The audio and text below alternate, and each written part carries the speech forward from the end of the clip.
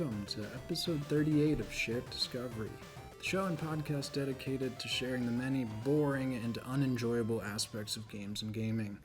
I'm your host, Victor, and I'm joined by my boring co-host, Ron. How you doing? I'm bored. Me too. I'm excited. Not excited. It's natural for me. So I am not looking forward to sharing what we have to share with our fans today. Because today we're following up last week's episode about the most enjoyable games of all time with the most boring video games of all time. Yes. But I'm not going to keep up this bit the whole time. But I thought it was a fun way to start the episode. Because even though we're talking about boring things, I think you're going to learn some really silly, funny things about some really bad games you probably didn't know existed. Yeah, hopefully, we learned something. I learned some stuff. I don't know if it'll ever pop up in trivia or something, but man, there's some boring games out there. But what games have you been playing that aren't boring? Games recently that I've been playing that are not boring. Are not. It's tough because I do play a lot of boring video games. Okay, what are the boring games you play? Boring games, paradox games, I would say. Sure.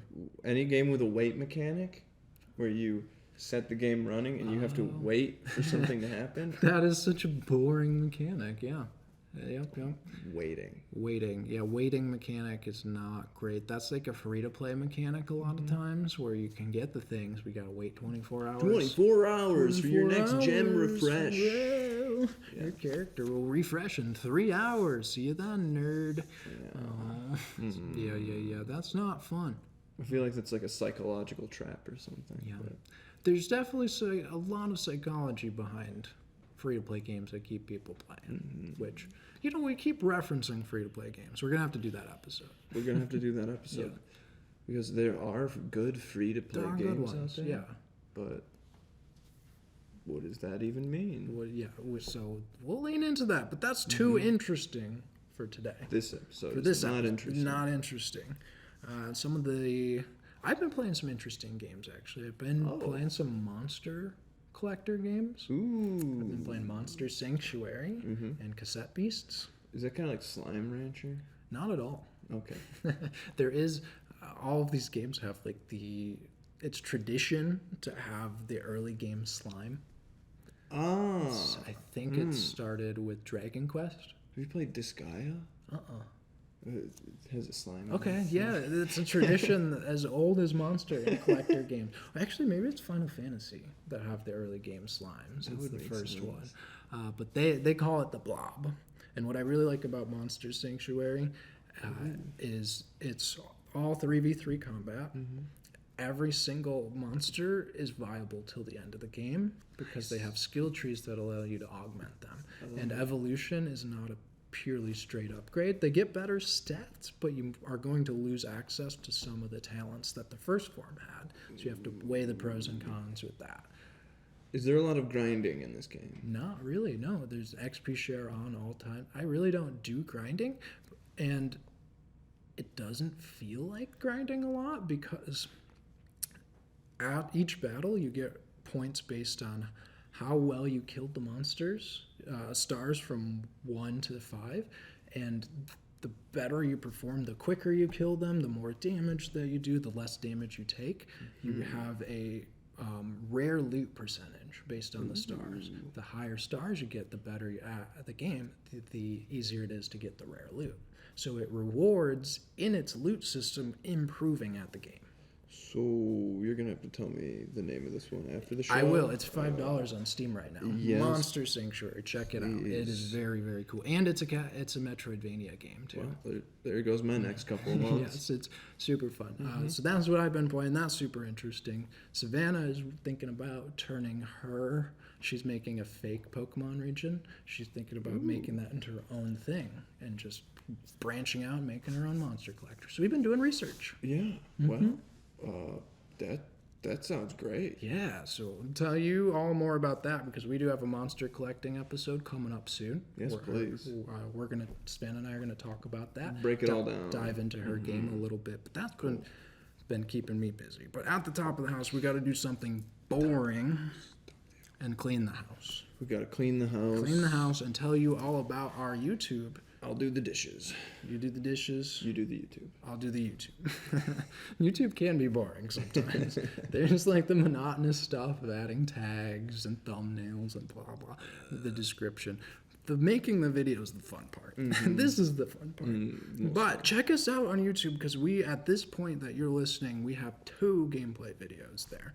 We have the start of our continuous long-term series that we're going to be playing that you're DMing, and we have a bonus episode where we practiced our setup and I ran a one-shot with Anna and Xander here in the studio. Yeah, and the Dungeons and Dragons was pretty fun, so I hope everybody tunes in for that. Me too. That was a great time. So check that out on YouTube. Subscribe there. Check us out on Instagram at Shared Discovery Show.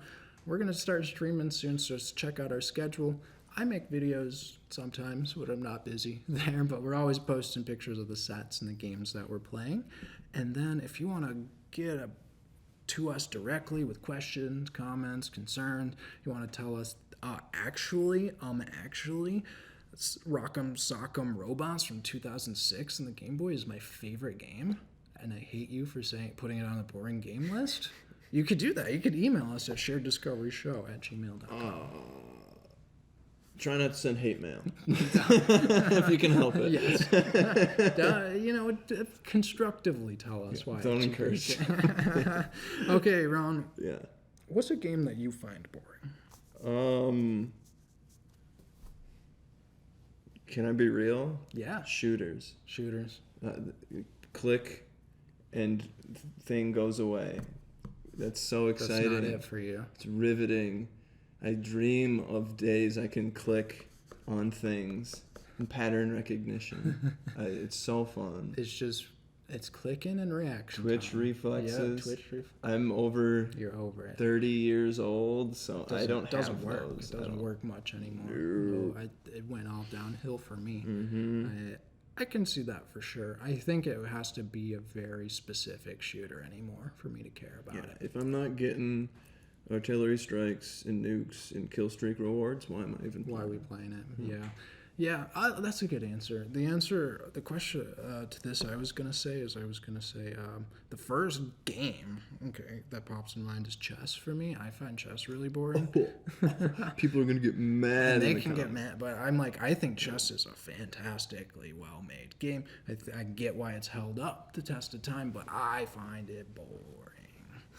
Video game that I find boring are more on the real-time strategy, the turn-based strategy games, so boring. Things like that. Oh, it's so boring. It'll peel paint. Yeah, I find them boring. I think they're very well-made games, and it's just not for me. But most of those are good games, well-made games. Just because we find them boring doesn't mean there are people that find them interesting. Most of the games you're going to hear today, there's going to be no one that finds these interesting. We found the bottom barrel games. Yeah, these are often used as forms of torture in various places. That is so true. Just thinking about some of these, that is so true that they're that bad. Bad. Disclaimer, if you do find these games interesting, that's okay. Please let us know. We want to meet the one fan of the fan. Tale of the Sun. Come on. I want to talk to you. I want to pick your brain. Get in there. See what your world is like, your perspective. The person that gave Tales of the Sun the 10 out of 10, we'd love to have you on. Because I feel like if I can understand why they love the game, then I could love anything. Sure. I can learn to love. I can learn to love anything. Show me the way. Even garbage. Yep. Okay, so that's our disclaimer. You find it interesting, it's okay. We're telling a lot of jokes, and there are bad games, but even if it's for novelty, even if you genuinely like it, that's okay. This is just a funny episode. Yeah. But I cheated for this episode, and this article comes from Mark Beaumont. Is that how you say it? And his article that is the 10 most boring video games ever. Beaumont? Beaumont? So. Is that like a Castlevania? I don't know, but thank you, Mark. This is a great list where I highly recommend checking out the article. It's on nme.com. It's his blog page. Just 10 most boring video games of all time, ever, I should say. And highly recommend it. He wrote it very funny. So we just, as we do, we have a disclaimer, and then we define the core concept of our episode. So can you define boring for me, Ron? Boring is tedious or not interesting. Yeah, I believe. I think that sums it up. And so keep those two words in mind as you listen to this episode. Played out, stale. I like that too. Keep all this in mind as we talk about these games. Old. Tedious is going to come up quite a bit. Old. Old. But chess is old and people like that. Yeah, they're wrong, but All right, so I already jumped the gun on the first one we have here, which is Rock'em Sock'em Robots from 2006. And for those of you that don't know what Rock'em Sock'ems are, there's these toys from the 70s where you just kind of mash these triggers to punch each other until the head pops out. It's pretty random. Pretty random. There's no skill other than mashing. That's it. And so for this game, they made for the Game Boy Advance, they made a game in 2006. And the reason why this one's on the list is because every single enemy in the game can be beaten in 6 seconds by mashing the A button. Because it's Rock'em Sock'em Robots. That's it. It doesn't get more complicated It than does that. not. They didn't even try to make it like gamified. Like, this is what it is. You mash A. So the novelty toy, they couldn't make a fun game out of.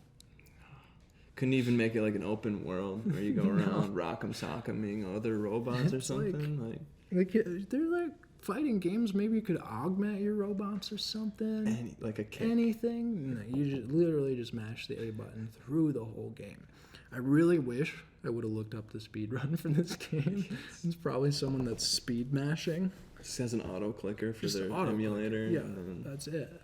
it's game. So that's a start to our list here of the most boring games. Matching A for 6 seconds over and over. I really wish I would have looked up the total playtime for this game. How many levels are in it? So we can math it out. It gets boring, more and more boring. Because can you imagine? There's probably some kid that got this for Christmas. It was like, oh, this is nice, poor sucker. new game. Yes, I'm excited, and it just kept happening over and over. They get to the fifth one, and like, this is the same thing. This is video games to someone. I bet there's someone who doesn't play video games anymore because they played this. The first and last. The first and last game. Oof. This will not be your forever game. We're really slagging this one. Yeah. Okay, next one. This one's funny. We got some good ones. This is called Tale of the Sun. It is a PlayStation 1 game from 1997. Tell them the premise of this game, Rob. Okay, so get this.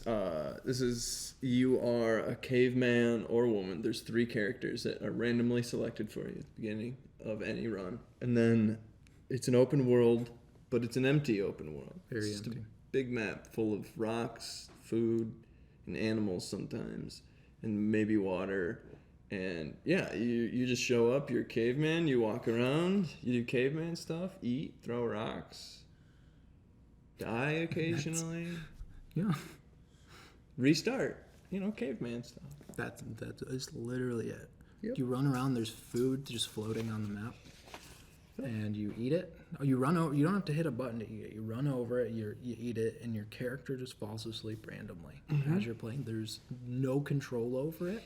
Even if you're eating, you'll just fall asleep randomly, and for like minutes, and you just wait for your character to wake up. There's no mining. There's no crafting. In the review I watched, No combat. No combat. You can slap things, but they will probably just kill you. In the review I watched, the person said it was great because you can just like pick it up and play it, and there's really no consequences or like a whole lot going. So you can just pick it up and drop it however you want. Get a little. It just feels it's like a great game. It feels like a Flash game, like a demo of, hey, look what we can do.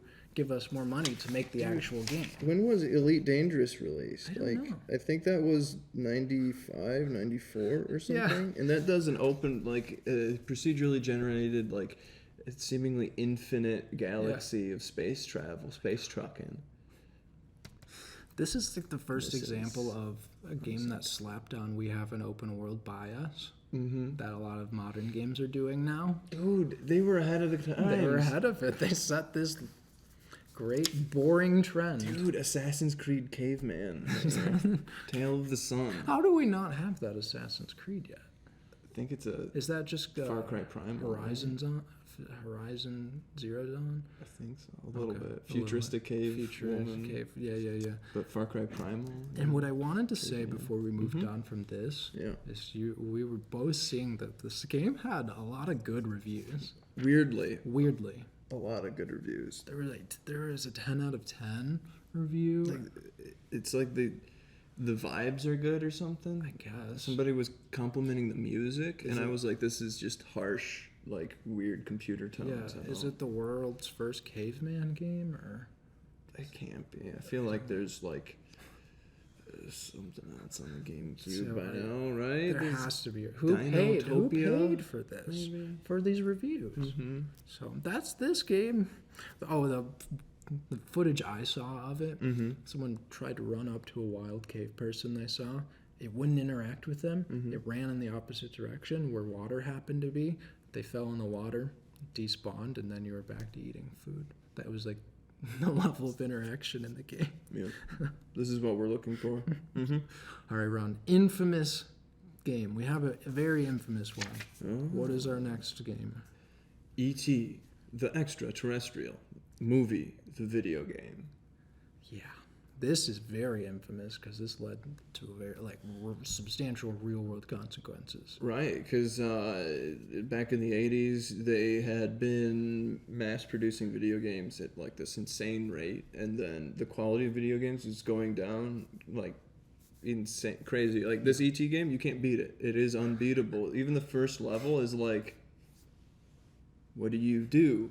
What are the game mechanics for an ET game? Yeah, I think this is a good time to say I recommend just checking out 30-second clips of all of these games. Oh yeah. Not you don't need to watch more, but No, this one don't torture specifically, yourself. it's just blobs. You don't even know what anything is on the screen. Yeah, it's more esoteric and like surreal and hard to interpret than like the David Bowie video game. I feel My like. gosh. Like just I haven't even heard of that game. it's just subjective Wow. shapes, like things happen. It is.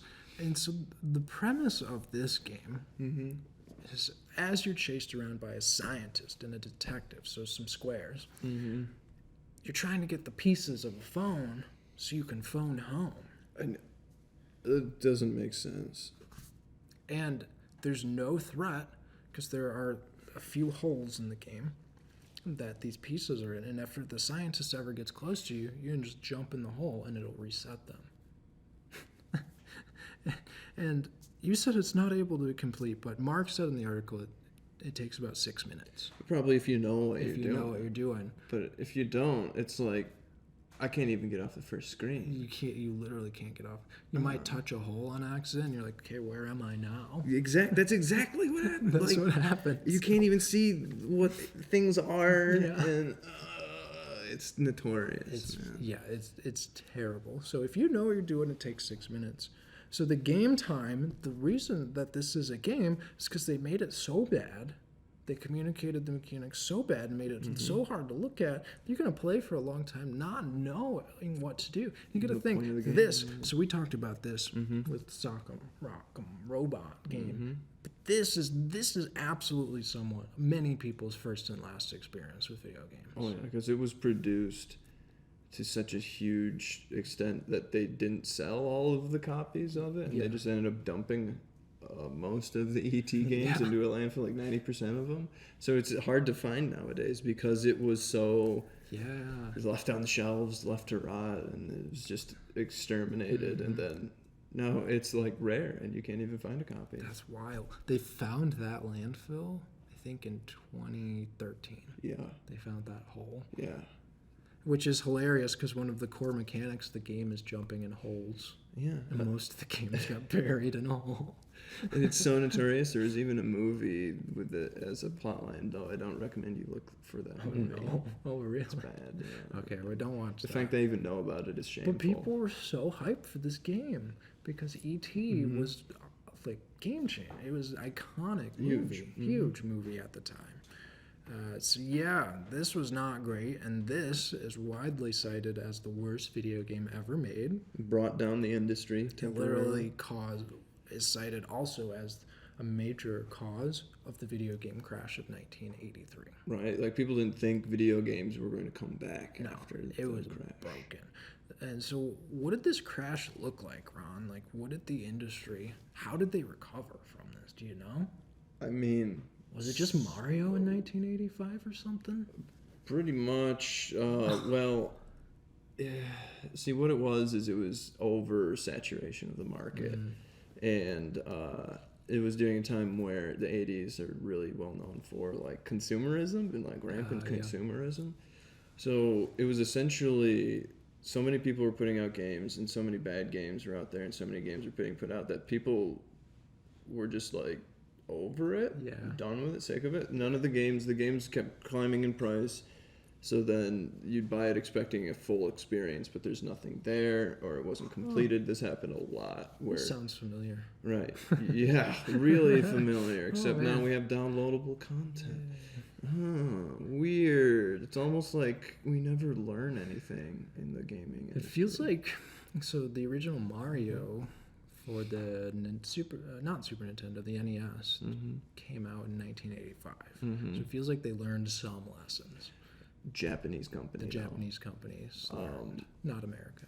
And a lot of companies like Atari and stuff, like they just broke. They completely shattered under the collapse of the industry. And I think what it was is Nintendo was an upstart. They were just getting into video games. They were an appliance company, I think, right? That sounds right. Yeah.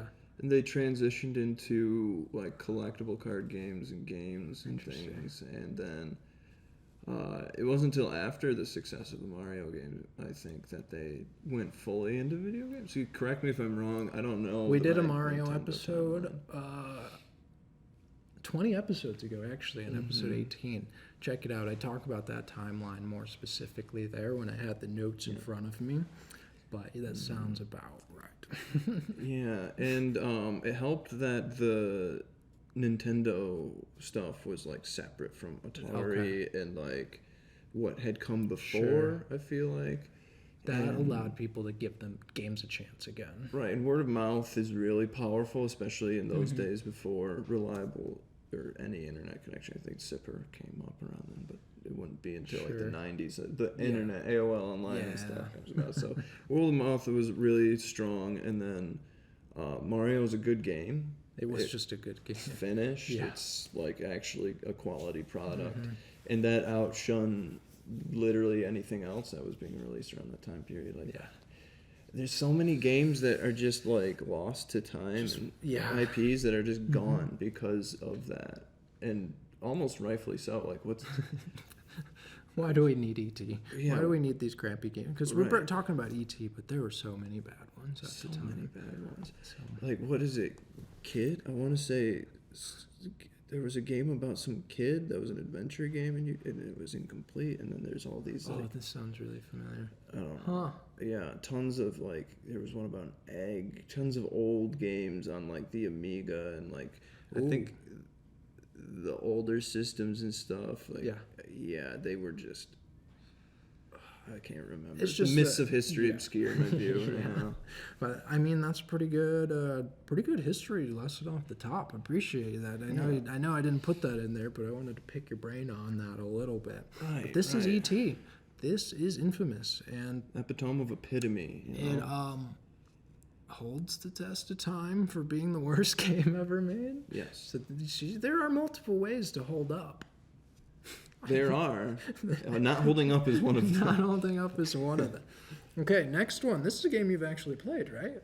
Yeah, I found enjoyment in this game, Euro Truck Simulator, from 2008, right? Yes. And This one, I think, speaks to a subset of people that have jobs that require you to think, Okay. right? And then when you get home, what do you want to do is not think. Yep. What do you do when you're driving a truck across Europe? Oh, all I got to think about is where the next turn is, right? Yeah. And don't hit the cars in the oncoming traffic lane. Boom. Hey. Yep. You literally pick up a truckload of cargo, Yeah. drive it across Europe, abiding by all the traffic regulations. Right, and it has a somewhat accurate map. The distances aren't the same, but like, the turn-offs or whatever, Sure. certain places, and you got to park the truck, and like you can put on a podcast and just put on casual mode so you can run over cars and like crash, and it's not a big deal. Whatever. Yeah, and that's what he said here too. It's like it's just a job. You're just playing a job. But some people, will do the road rage or the bad driving. But the core game is just working. And one of my favorite, like, this game is just working, is Viscera Cleanup Detail. Yeah, there's a lot of it. They got the power washing simulator, Forklift Simulator. farming simulator. That one's huge. People really like that one because of the gambling aspect, because they have the market. No. You can run the seed market. People love that. You put a market in a game. There you go. People are after it. And so this kind of fits this subset of games that are just jobs. Mm-hmm. And, like you said, I like that perspective that you have here. It's like they want a game that they can tune out. Yep, and turn relax. your brain off. You know, think about someone who works in the ER. Think about someone who works at like a stressful coding job all day or IT or something. They're just like, I'm just going to tune out. Right, you can get a steering wheel and like you're pretending like you're driving a big rig. Yeah. You stream so then you can have the chat so you have something to look at. And big one with streamers. And yeah, that's fun. Yeah, you could talk to the chat a lot. So this one might be up there on the top of our list or the bottom of the list. respected, but I don't understand it.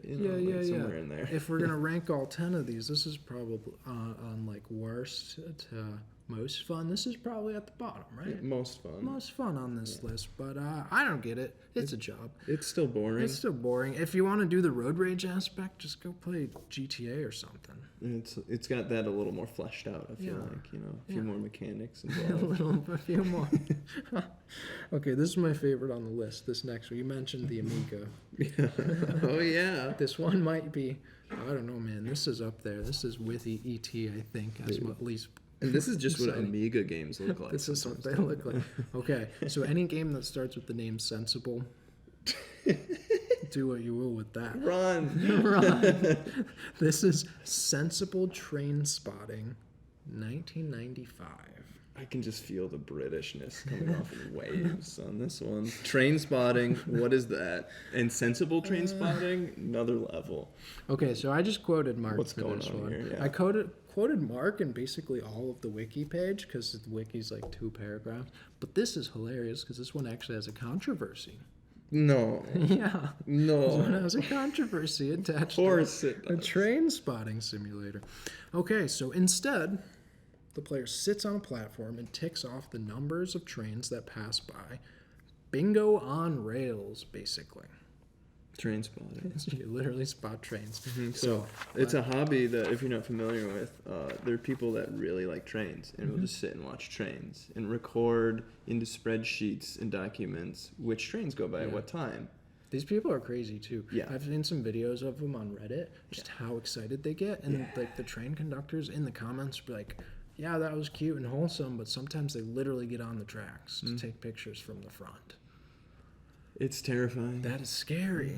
So they made this game for these people. So here's I copy pasted what the game is, the mechanics, straight from Wiki. So the game takes place at a railway station with a view looking over the train platforms. Various trains pass through, each bearing a unique ID number. At the bottom of the screen is a checklist of train IDs numbers, each of which must be selected by the player as the corresponding train appears.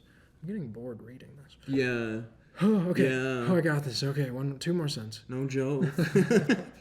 This must be done against a time limit. Oh no.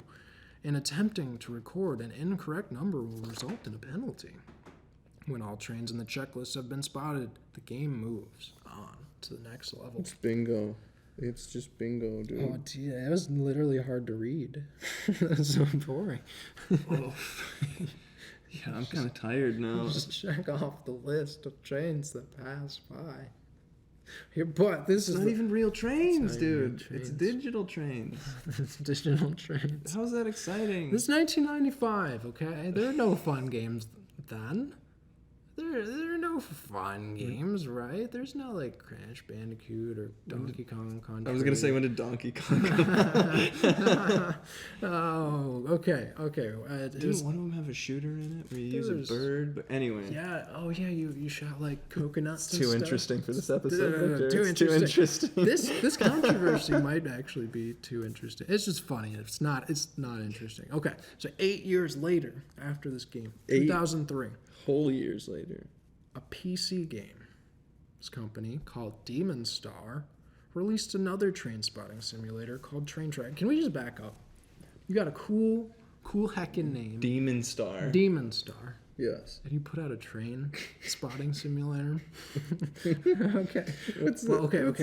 Okay. So this company did just the unthinkable.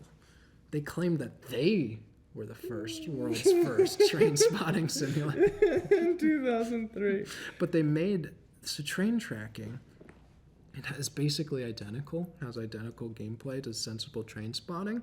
So the British game journalist and former Sensible Software employee, Stuart Campbell, he reacted. He's like, we did it first. We're the world's first train spotting simulator.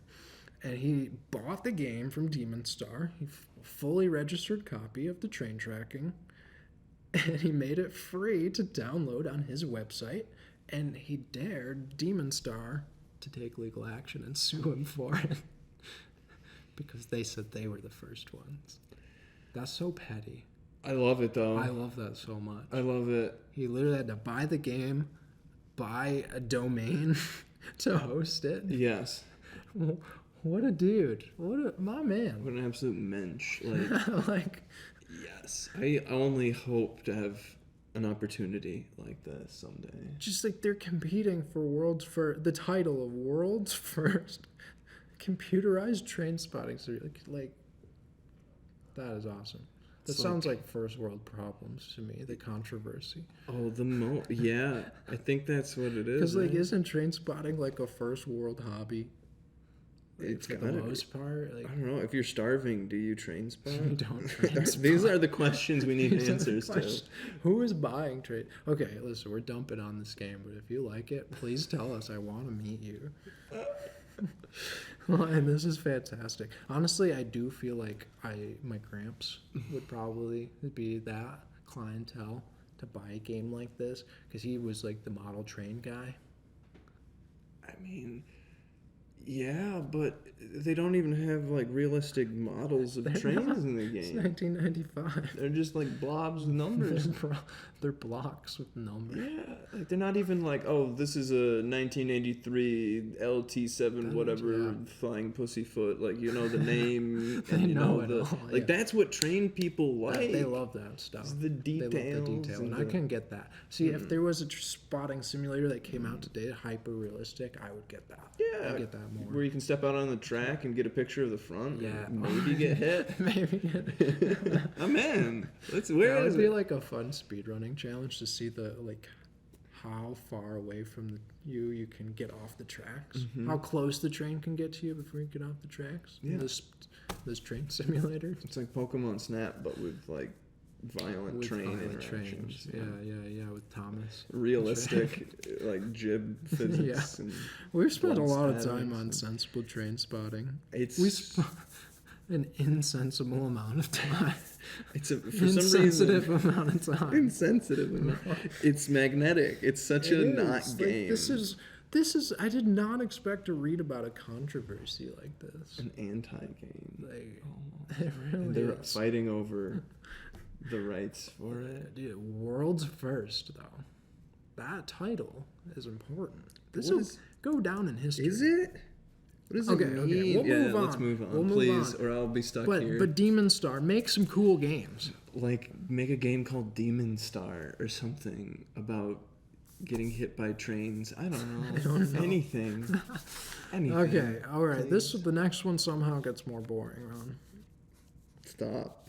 It actually does, because we can at least call sensible train spotting a game. There are goals and rules and restrictions. Yes. This next one, I don't know if you can call a game. Waiting in Line 3D, 2013. Now I've actually watched a replay of this. I've played this. You've played this? Yeah, because I was looking it up while doing the notes this week, and it's free to play. Ooh. And so we should say that it is, here's the description. The original first-person shooter where you wait in line. That was the description on the website I played it at. So it was actually made for an electronic artist named Man Cub in Denver. It was to be played while he was doing one of his acts, to have a waiting line. I couldn't find the act. I didn't look that hard, but this is what this was made for. So you literally wait in a line that rarely moves. You will never get to the end. And then you can jump and you can punch yourself to stay awake. And you can fall asleep, and then you can wake back up, and then you're in line still. And there's points on the side, and you don't get points. So I waited for about a minute, then I did the punch until my health ran out. You have 100 health, and then it game over, and you have 0 points.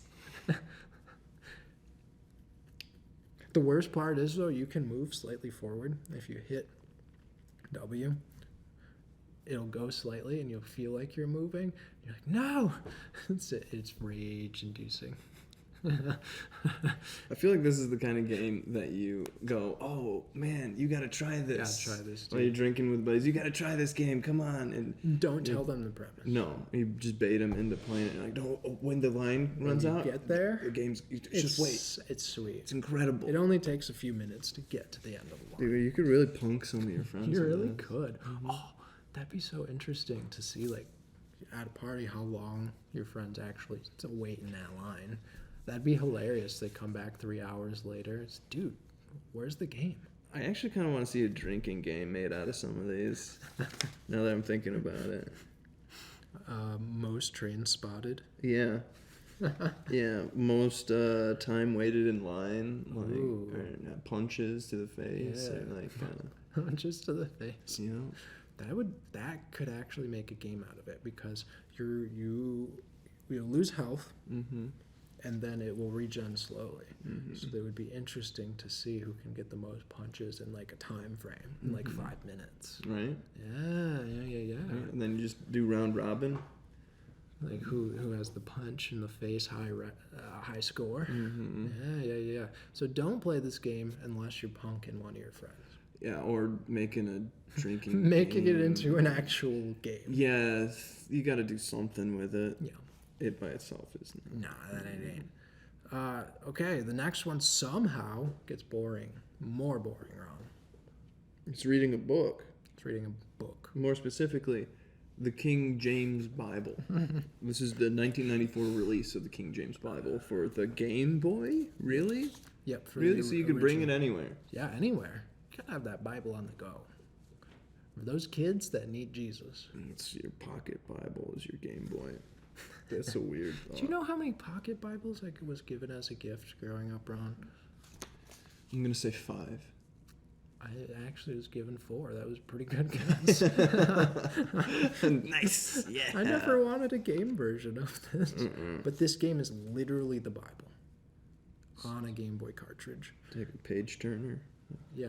And so they did add a couple game elements. So they have a word search and a hangman mini game.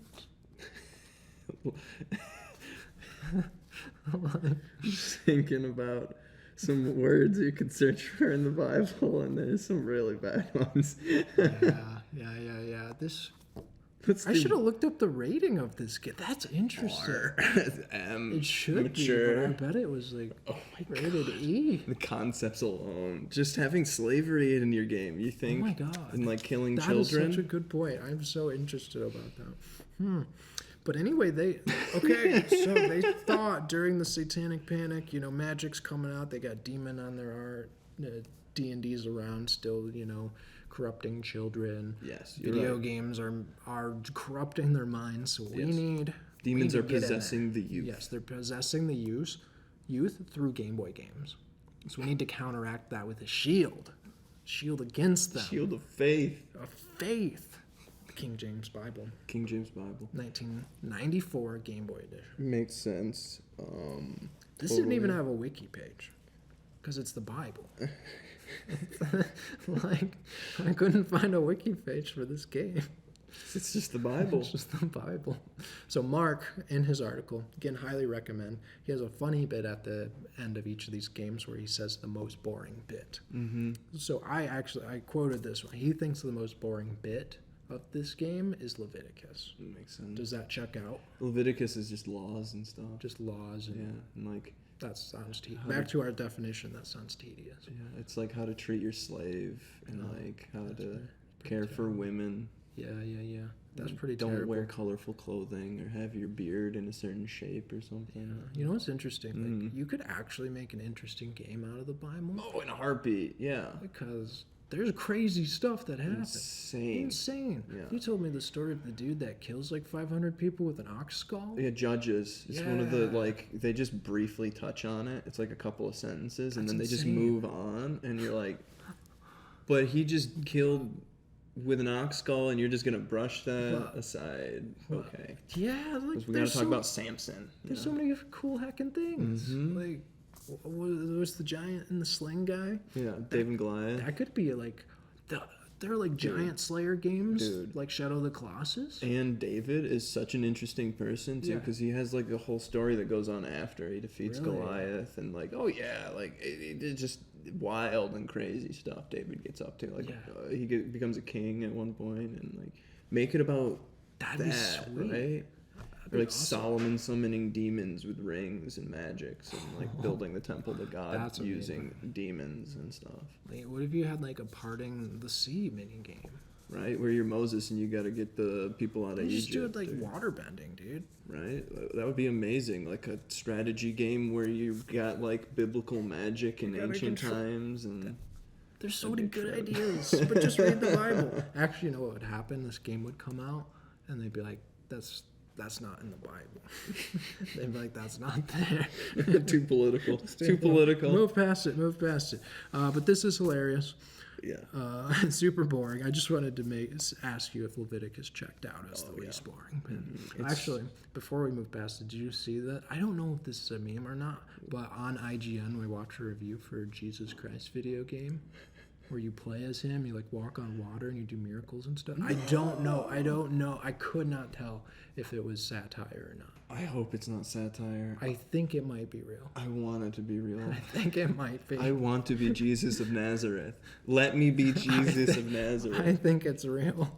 Okay, we spent way more time than the King James Bible deserves. That's because the ideas around these games They're interesting. amazing. Like, there's so much interesting. But the Like- developers laser focused on like the worst possible Yeah, like- aspects. I mean, you got Genesis. Like, you could do a Spore type game, Yeah, birth of the world. like a and, creation game. Like, angels versus demons. yeah.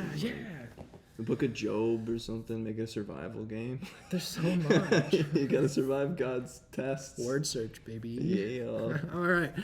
Back to the Atari, Ron. We were talking about bad games on the Atari. I threw away my wrong paper. Yeah. Bad games on the Atari. Yeah.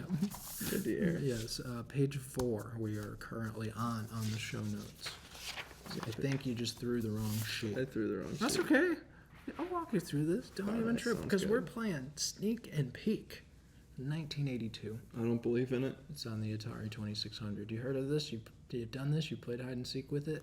I've heard of the Atari 2600, but not that game actually. Okay, I quoted Mark here too because what else could I say? Yes, a video game version of hide and seek, played in a house with just 4 rooms, 2 of which are identical, and none of which have more than 1 item of furniture in. See, this is how you collapse an industry. He even says that. And you wonder why the video game crash That is mine. of 1983 happened. This is how you build collapse. How much would this game cost it back then? Like $50. Are you kidding? Something obscene. Yeah. Yeah. These are video game grifters, Ron.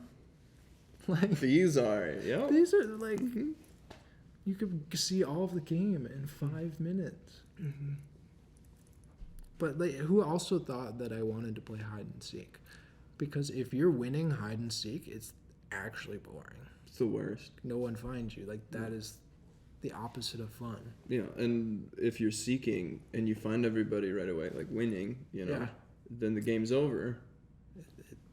Beep beep boop. And I've done that. Start. And there's no depth. There's no strategy. Because if there is strategy and you're winning, like you go outside. You go to someone. You just go somewhere someone else wouldn't look, and is that cheating? So why would I want that in a video game?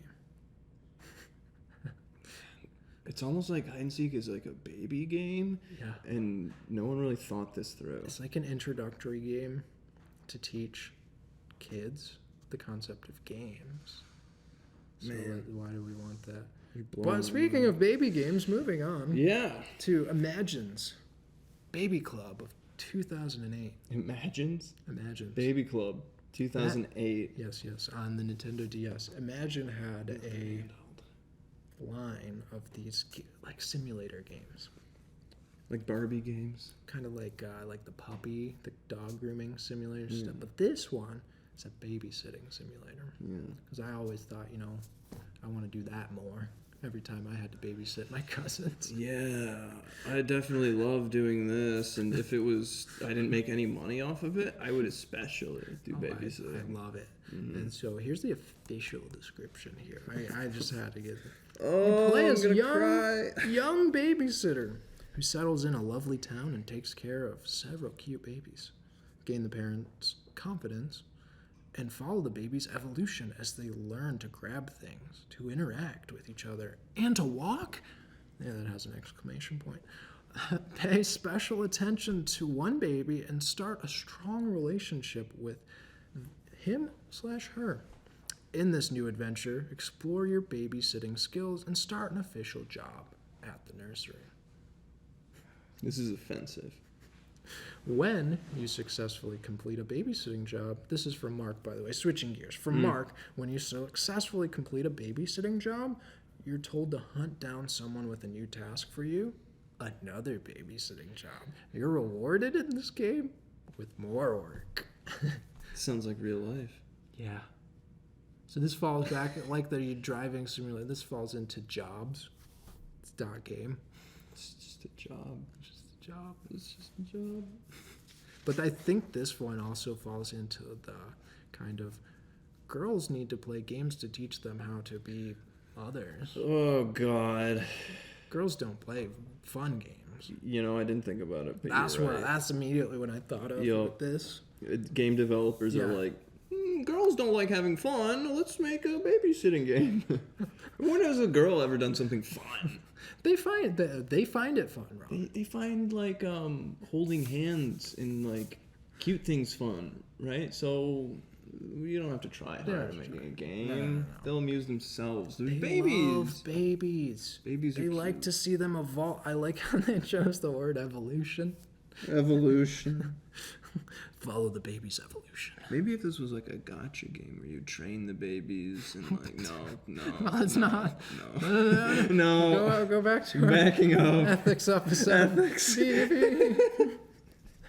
I mean, what are the ethics of this game anyway? My God. It's wholesome babysitting, Victor. Wholesome babysitting, okay? It's- Okay, and again, we're crapping on these games, but if you liked them, You know, who can I say? This is for you. maybe we're just not the target audience. We're not the need. If it's not you, don't buy it. It's not for you. Right? Like, maybe we're wrong. Maybe we're sorry. Imagine. We'll stop. But I did not expect babysitting simulator. I didn't even know it was a thing. But Ron, we have Is this one the most boring on the list? I would Purely say so. in time commitment. I've played this one. You've played this. So I know through You're you're into your driving simulator. blood, sweat, and tears, man. Blood, sweat, and a lot of tears. No. Okay. Tell me what it is. It's going to be Euro Truck Simulator Desert Bus from 1995. Oh, what can be said about this one? This one has an interesting history, though. Mm-hmm. I like how this one has evolved into a meme. It came around, yeah. It was pure suffering. It continues to be pure suffering, but there's something good coming out of it, I feel like. This is redemption. This is for the Sega. It came out initially, and what I was reading is it came out kind of as a demo to say, yo, this is what we can do. And what you told me is it came out as a meme.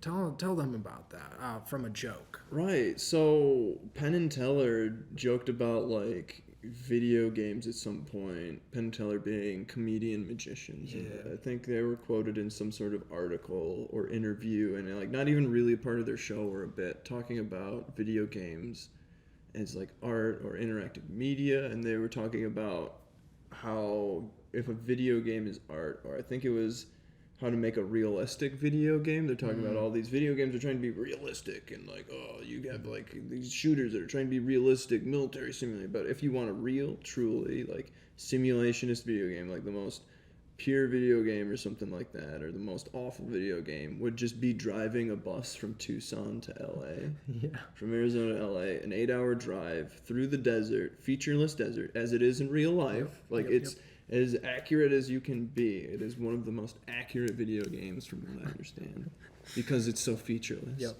And every once in a while, you're driving a bus, and every once in a while, the steering wheel on the bus jerks to the left. And if you ever go off the road, it restarts you back in Tucson. No. No? If you go off the road, you get towed in real time. In real time back to Tucson. Then you start. Then you're, okay. See? Yeah, it's that real. I'd completely forgotten about that part. Yeah. I must have blacked it out. Because you didn't go off the road. You're professional. You're good. I think that's when I turned it off. Is when I went off the road. But it was like a joke, and then someone was like, "Nah, bet I can do that." I can do that. Now streamers do it for charity.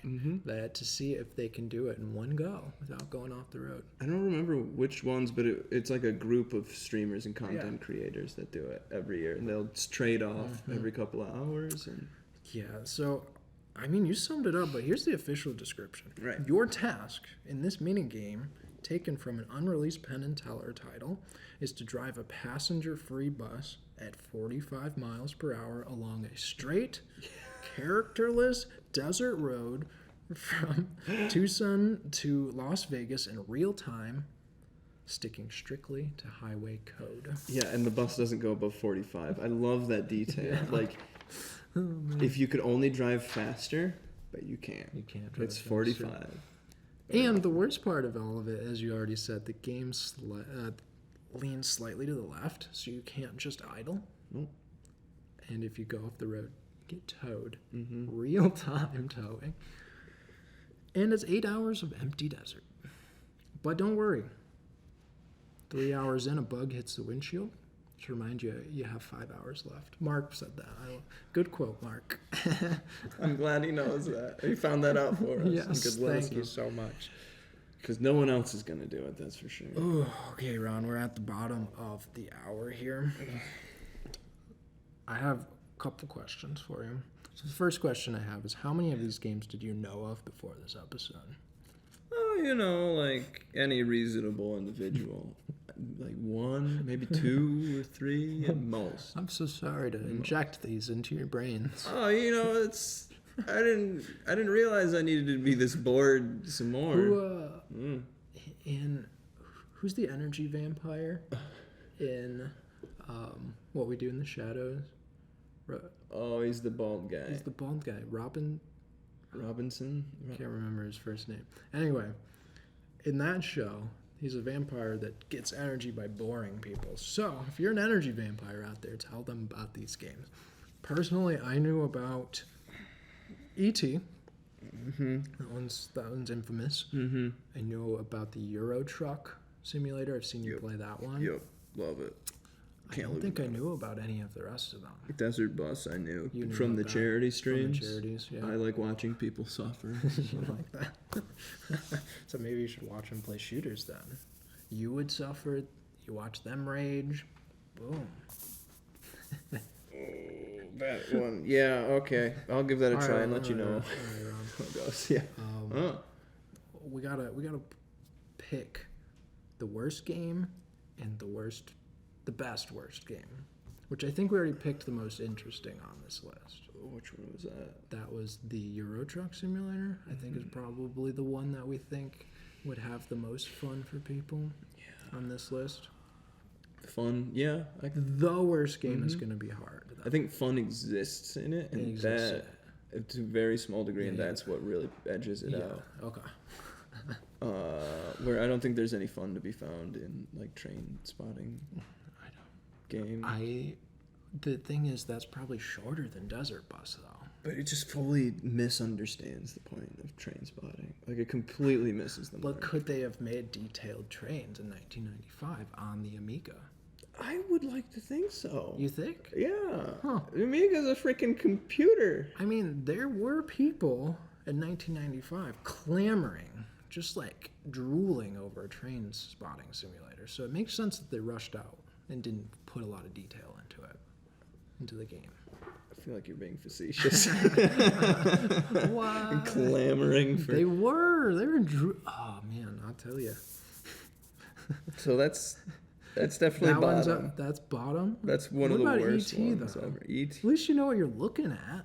E.T. was so non-functional as a game, far more than any of the others, because like the mystery was like, sure, you had to get these phone pieces, but knowing that you had to get pieces, it's like unknown, right? Like you sit down, play the game, and you're just like, what am I looking? What if my eyes hurt? What am I doing here? At least the other ones, you know what you're getting into. Yeah. Train spotting, friggin' But man, driving a truck, waiting in line though. waiting in line. At least you can punch yourself. You know what you're getting into. You know what you're getting into. It's got graphics. The Yeah. more you punch yourself, the more you like bleed in the face. Yeah, that's true.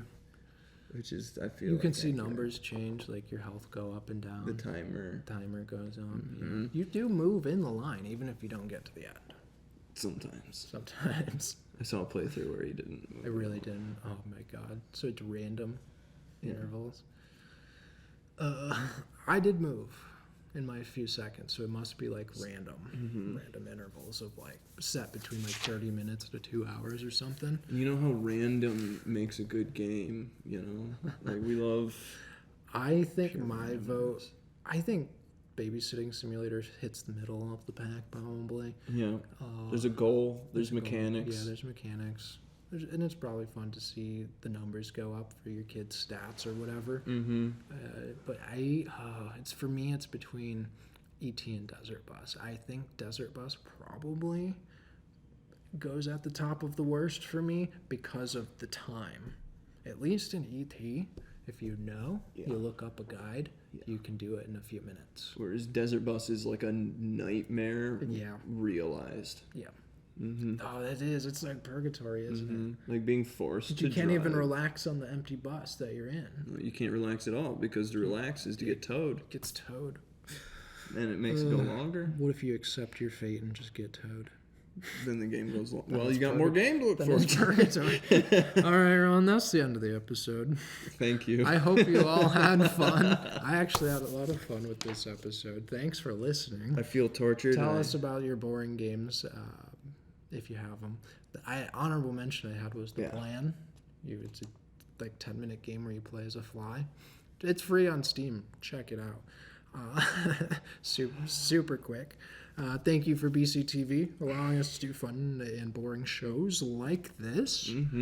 Make sure you go check us out on YouTube, Instagram. Again, we would love feedback on those D&D gameplay episodes. We'd love for you to see them. They were a lot of fun for us to make. And get to us directly with your boring games at shareddiscoveryshow@gmail.com.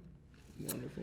And I think we're gonna sign it off, Ron. Sign off? Yeah, let's All right. do it. So thank you for joining us on episode 38 of Shared Discovery.